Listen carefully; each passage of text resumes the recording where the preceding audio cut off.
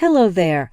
I'm Rebecca, 28 years old and recently married to Richard, a man 7 years older than me. But let's rewind a bit. Let me paint a picture of the day Richard and I first met. It was at one of those fancy garden parties our parents loved to throw.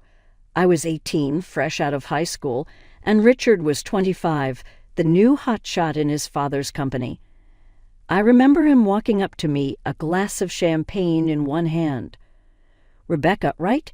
he asked, his voice smooth as silk. "I've heard a lot about you." I blushed, not knowing what to say. "And you're Richard. I've heard a lot about you, too." He laughed, a sound that made my heart flutter. Hopefully all good things. We spent the rest of the evening talking, laughing, and to my surprise, connecting on a level I hadn't expected. It was that night that our parents, seeing us together, got the idea of us getting married.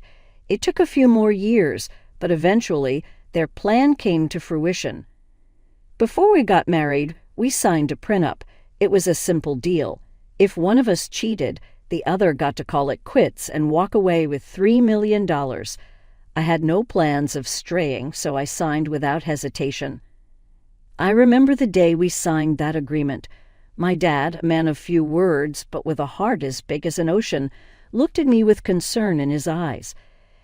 "Are you sure you're okay with this, Rebecca?" he asked, his voice steady but tinged with worry. "Dad, it's fine," I reassured him, giving him a quick hug. "I trust Richard and he trusts me. This is just a formality." Richard was there too, and it was he who insisted on signing this paper. "I don't want you to feel like you're being cornered, Rebecca," he said, his voice a little strained. "If you're not comfortable with this, we can discuss it more." But I just shook my head and smiled.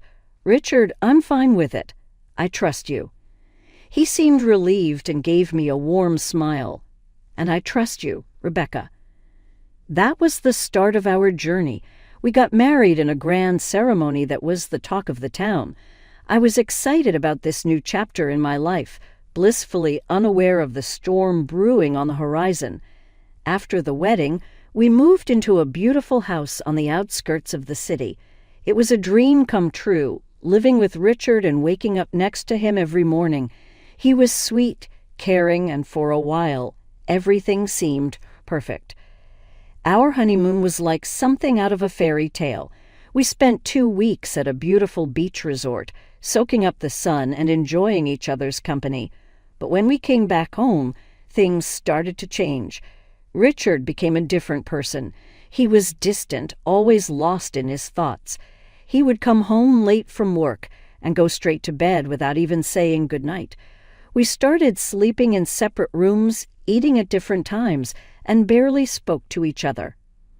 One day I decided to confront him. "Richard," I said, trying to keep my voice steady, "what's going on?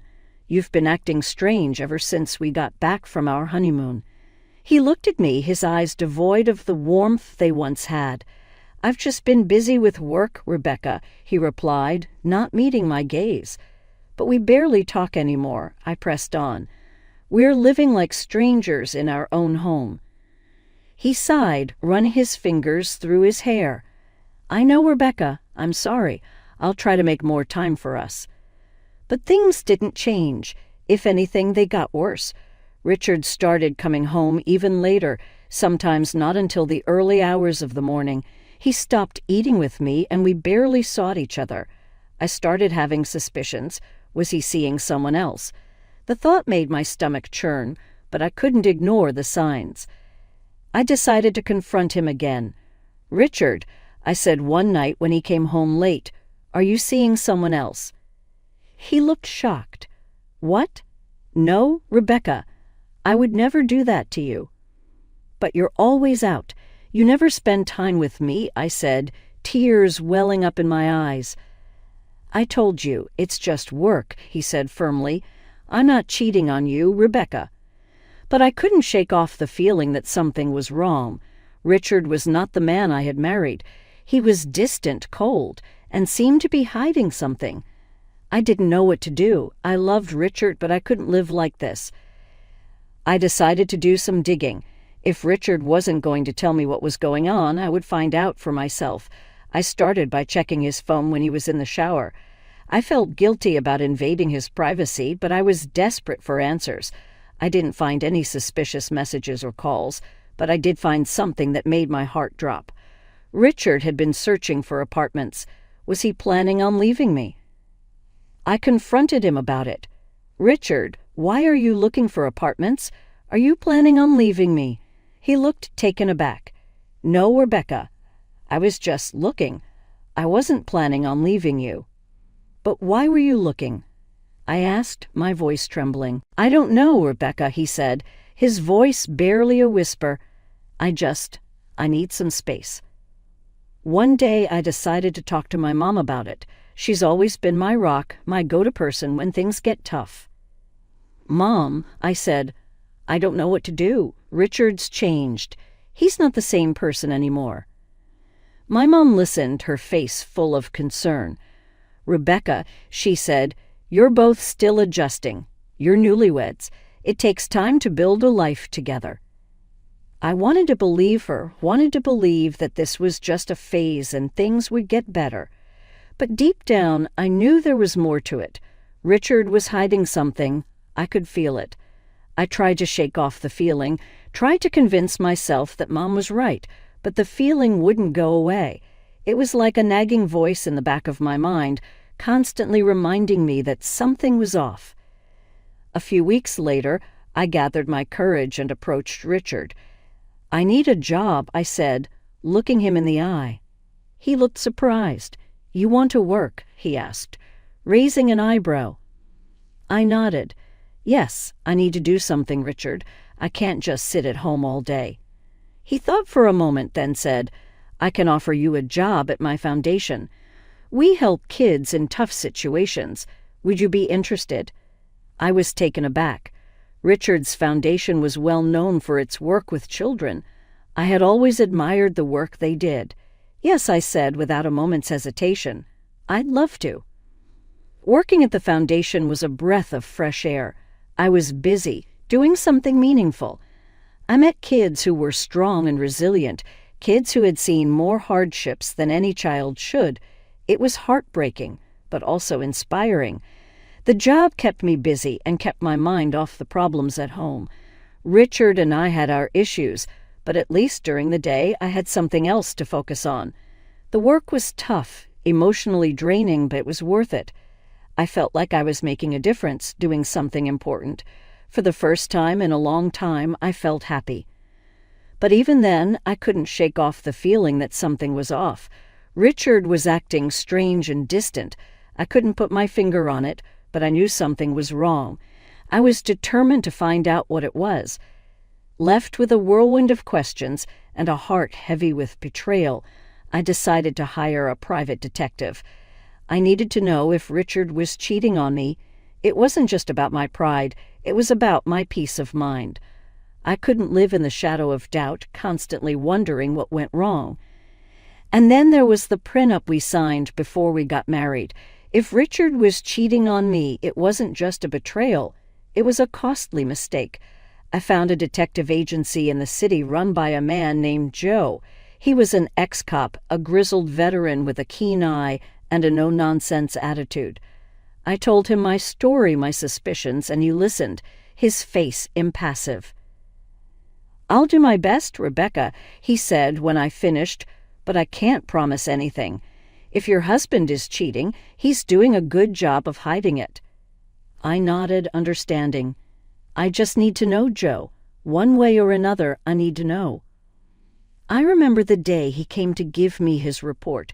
His face was serious, his eyes sympathetic. "I'm sorry, Rebecca," Joe said.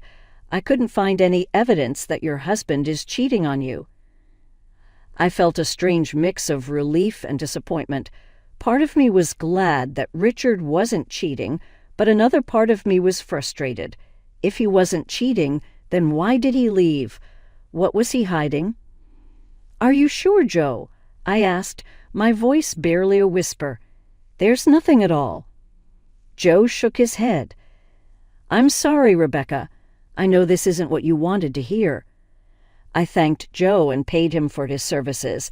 As I watched him leave, I felt a profound sense of loss. I was back where I started, with more questions than answers. I was working at a charity fund event when he walked in. His name was Daniel, the new guy. He was handsome, with a charming smile that could light up a room.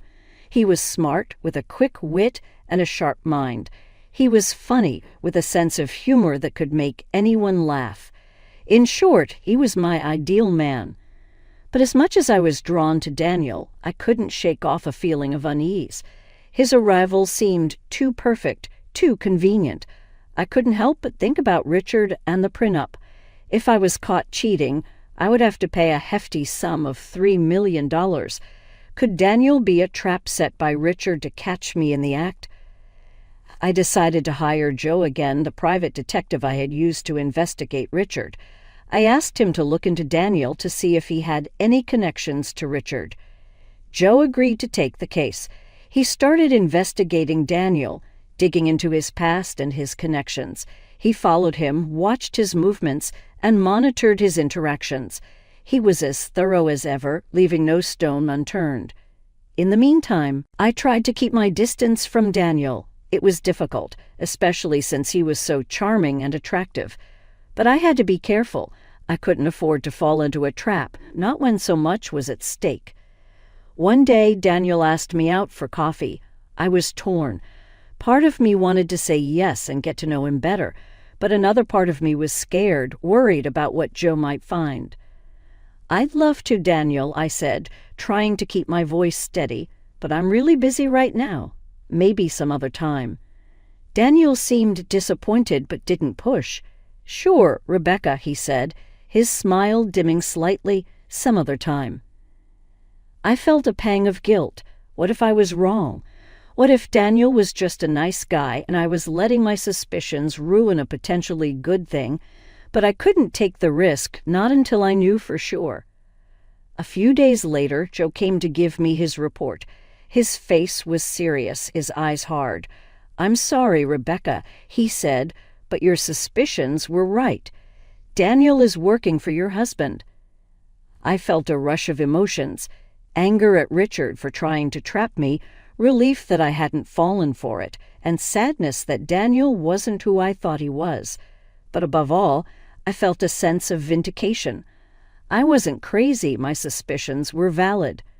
"Thank you, Joe," I said, my voice choked. "You've done a great job." As I watched Joe leave, I felt a strange sense of closure. I had dodged a bullet, avoided a costly mistake, but I had also lost something: the image of the ideal man, the hope of finding love again. It was a bitter pill to swallow, but I wasn't going to let this get me down. I was stronger than that. I was going to move on and find happiness again. I didn't need an ideal man, I just needed someone real and honest, and I was going to find that person no matter what. I could have sent Daniel packing right then and there, but I decided to take a different route. I chose to play along, to befriend him, all the while making sure to keep my behavior above board, not giving Richard any reason to point fingers at me. Daniel, however, took my friendliness as a sign of something more. He started to loosen up, thinking he had me charmed. The irony was he was the one getting played. But I didn't let Daniel in on the secret. I couldn't risk him running back to Richard, so I kept up the act, maintained the friendly facade. One day I decided to up the ante. I asked Daniel to join me for lunch, making it sound like a casual discussion about charity work. He agreed, a smug smile plastered on his face. He thought he was making progress. We found a quiet spot in the cafe. "So, Daniel," I began, "how are you finding the charity work?" He shrugged, a confident look in his eyes. "It's good. Different, but good." "And Richard?" I asked, trying to keep my voice steady. "What do you think of him?" Daniel looked surprised. "Richard? He's okay, I guess." "Why?" I shrugged, attempting to look casual. "Just curious. He's a bit of an enigma, isn't he?" Daniel laughed, clearly relieved. "Yeah, he can be a hard one to read." We continued to chat about work and life. I made sure to keep my tone neutral, not giving him any reason to be suspicious. In the days that followed, I continued to play along, keeping up the friendly act and making sure never to cross the line. I was always on guard, always careful. It was a risky game, but one I was willing to play for now. One day, during one of our lunch meetings, Daniel looked at me with a serious expression. "You know, I've been thinking," he said. A chill ran down my spine. "About?" I raised an eyebrow. He shrugged, looking uncomfortable. "About us, about this thing we have." My heart skipped a beat. This was it, the moment I had been dreading. I forced a smile. "And what is it that we have, Daniel?" He looked at me, hope in his eyes. "I think we have something special." Guilt washed over me. Daniel was falling into my trap just as I had planned, but it didn't feel right. It didn't feel good. Still, I had to keep up the act, keep playing the game. I smiled at Daniel, a fake smile plastered on my face. "Yes, Daniel," I said, my voice barely a whisper. "We do have something special." Just like that, I had set the trap. The game was on, but at what cost? The Cold War at home with Richard was as icy as ever. We'd occasionally run into each other, exchange chilly greetings, and retreat to our separate corners. Most nights, he'd be at his apartment, claiming it was more convenient for his work commute. One Sunday afternoon, I dialed Daniel's number, lacing my voice with a warmth as fake as his documents, inviting him over to my place. He probably thought I was finally ready to give in to his advances. Poor guy, he couldn't have been more wrong. As Daniel stepped into my home, he was greeted not by a seductive housewife, but by my old classmate, now a stern-faced police officer. He'd agreed to help me out, and the surprise on Daniel's face was worth every bit of it. The officer checked Daniel's papers, and as expected, they were as fake as a $3 bill. Now it was time for my move. I offered Daniel a choice: stick with Richard and face the consequences of his fake documents, or switch sides and work for me. His eyes darted between me and the officer. After a moment of silence, he nodded. He agreed to my deal. Checkmate, Richard. With that, the real game began.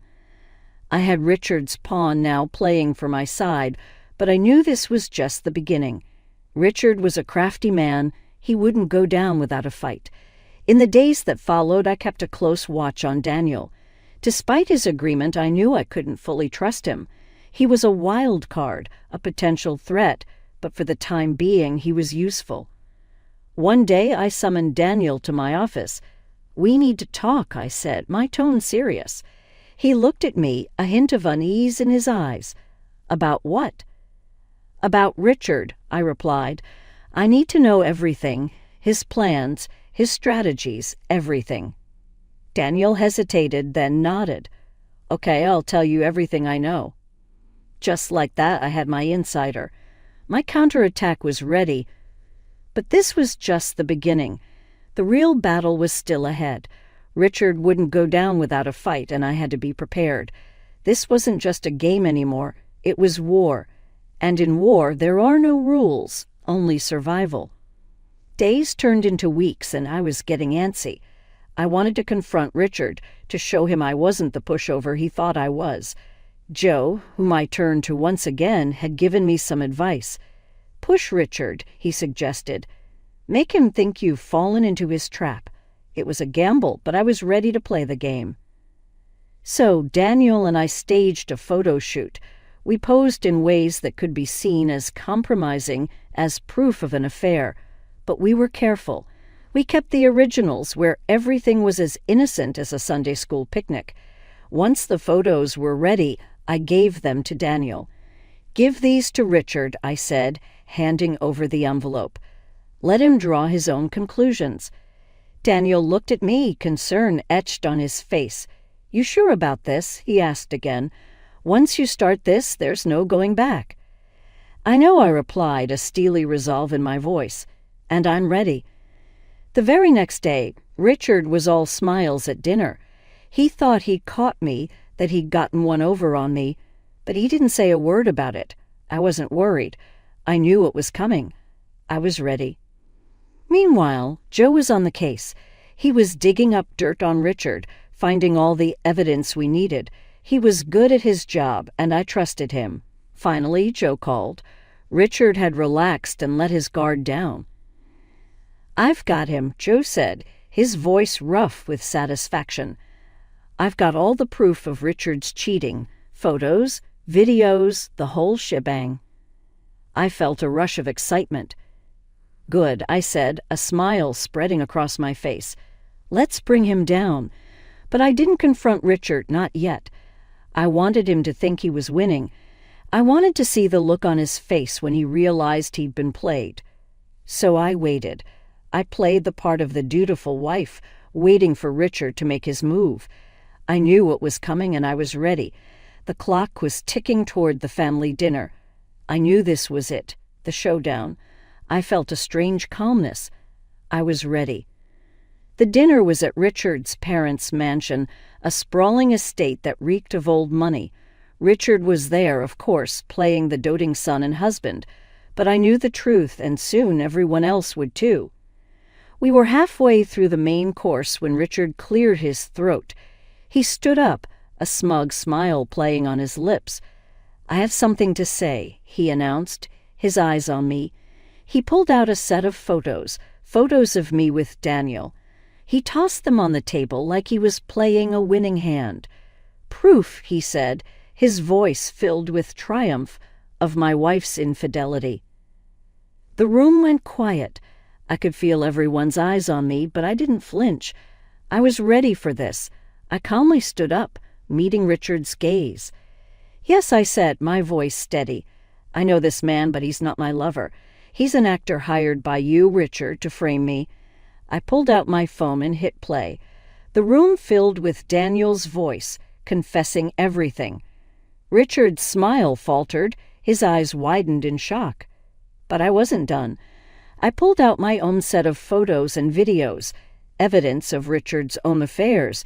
I tossed them on the table. "What about these, Richard?" I asked, my voice cold. "Can you explain them?" Richard stammered, trying to deny it, but the evidence was undeniable. His parents' faces turned to stone. My parents, who had been quiet until now, spoke up. "You ungrateful brat," my father roared at Richard. "We trusted you with our daughter, and this is how you repay us." Richard's mother was in tears. "How could you, Richard?" she sobbed. "How could you do this to us?" Her. The aftermath was swift. We divorced. Richard's parents, furious at their son's deceit, fired him from their company. His reputation was in tatters. And me? I walked away with $3 million in compensation. Now Richard is jobless, scrambling to pick up the pieces of his life. And me? I'm free. I'm enjoying the peace, the silence. I'm enjoying my life without Richard. I won. I took on Richard and won. I outsmarted him, played his own game better than he did, and it feels good. It feels right.